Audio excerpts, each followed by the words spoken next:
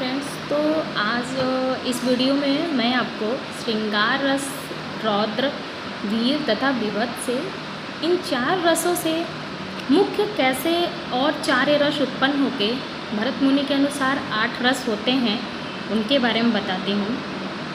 श्रृंगाराधि भवेत्तयश्च रौद्रश्च करुणो रसा वीरात् चैवात् भूतोत्पत्ति बीभत्साच्च भयानक।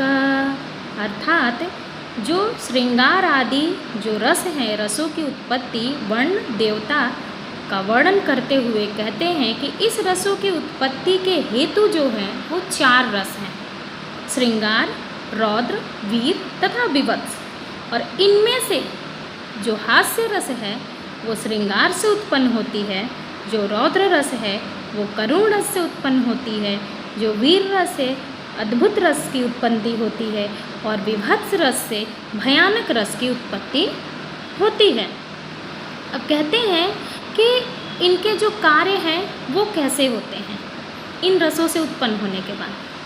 तो कह रहे हैं श्रृंगार अनुकीर्तया तुषा हास्यस्तु प्रकीर्तिता रौद्रस्यैव च यत् कर्मशः ज्ञेयः करुणो रसः वीरस्यापि च यत् कर्मशो अद्भुतः परिकीर्तिता विभत्स दर्शनं यत् च ज्ञेयः स तु भयानकः। अर्थात श्रृंगार का अनुकरण करने वाली जो प्रवृत्ति होती है वो हास्य कही जाती है। रौद्र का कर्म जो होता है, जो रौद्र जब चरम उत्कर्ष पे होता है तो उसका जो कर्म होता है वो करुण रस उत्पन्न कर देता है। वीर का जो कार्य होता है, यानी जब हम वीरता की लड़ाई लड़ते हैं और वहाँ पे जो कार्य की उत्पत्ति होती है वहाँ पे अद्भुत रस होता है। और तथा विभत्स वत्सु, यानी कि जो घृणा करने वाली जो वत्सुएँ होती हैं उनसे हमें डर उत्पन्न होता है, कहीं इनमें से गंदगी ना हमें फैल जाए या कहीं हमें बीमारी ना कोई उत्पन्न हो जाए। तो इन 4 रसों से 4 रसों की उत्पत्ति होती है।